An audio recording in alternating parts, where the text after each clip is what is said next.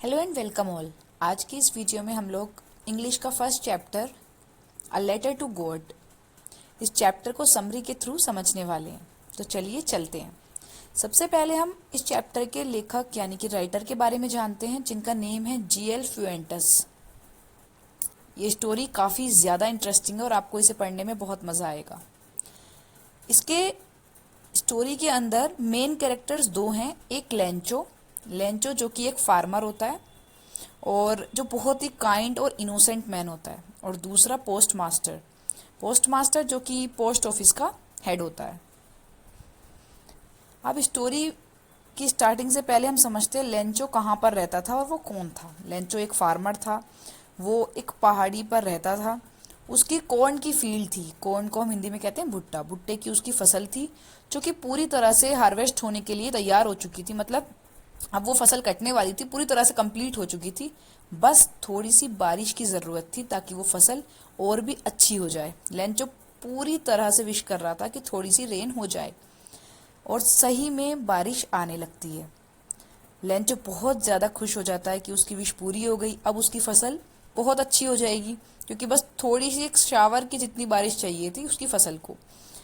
ठंडी ठंडी हवा चारों ओर बहने लगी थी। लेंचो खुद अपने घर से बाहर आ गया था ताकि वो बारिश को फील कर सके, और वो कहने लगा कि ये जो बारिश की बूंदें गिर रही हैं ये सच में बारिश की बूंदें नहीं हैं, ये बड़े बड़े क्वाइंस हैं। जो बड़ी ड्रॉप्स हैं वो 10 सेंट पीसीज हैं, और जो छोटी वाली हैं वो 5 सेंट पीसीज हैं।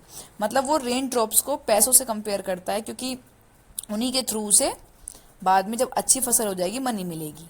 अब लेकिन अचानक क्या होता है, बारिश आंधी तूफान में बदल जाती है।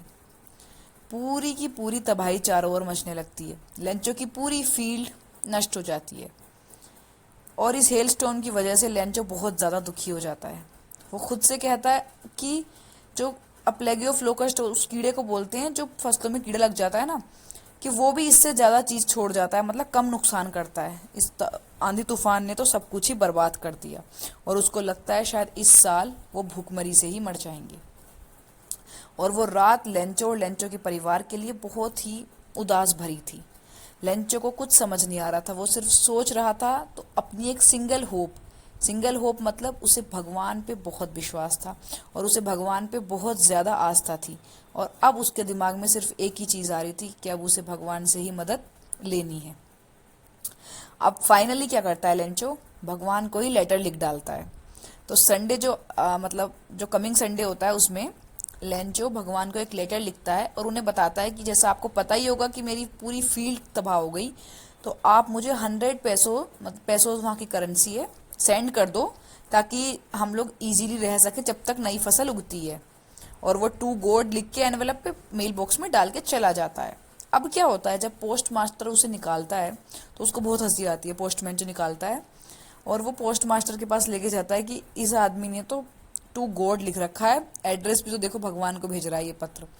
पोस्ट मास्टर को भी बहुत हंसी आती है, लेकिन सडनली वो साइलेंट हो जाता है और अपने सभी एम्प्लॉयज से कहता है कि हमें इस काइंड और फेथफुल मैन की मदद करनी चाहिए, क्योंकि इस आदमी का विश्वास नहीं टूटना चाहिए भगवान पर।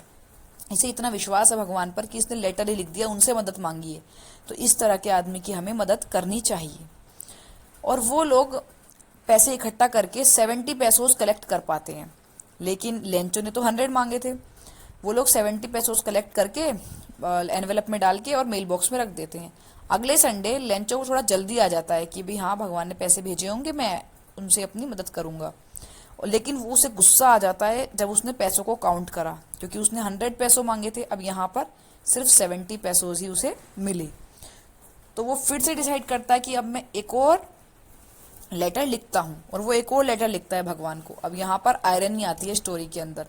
वो क्या लिखता है कि वो गॉड को लिखता है कि आपने जो मुझे पैसे भेजे हैं वो सिर्फ 70 पैसोज ही हैं, जबकि आप, मुझे पता है कि आप ये गलती नहीं कर सकते, तो इस बार आप मुझे डायरेक्टली पैसे भेजिएगा। मीन्स पोस्ट ऑफिस के थ्रू मत भेजना, क्योंकि ये जो पोस्ट ऑफिस वाले हैं ये बंच ऑफ क्रूक्स है। मतलब इन्होंने ही कुछ ना कुछ घोटाला करा होगा और ये इन लोगों ने ही पैसे चुरा लिए होंगे।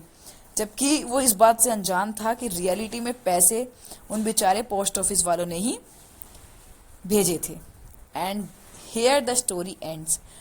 और ये स्टोरी इतनी ज़्यादा इंटरेस्टिंग थी क्योंकि इसमें एक आदमी का फेथ भी दिखाया था। अगर आपको अच्छी लगी हो तो लाइक सब्सक्राइब ज़रूर करें।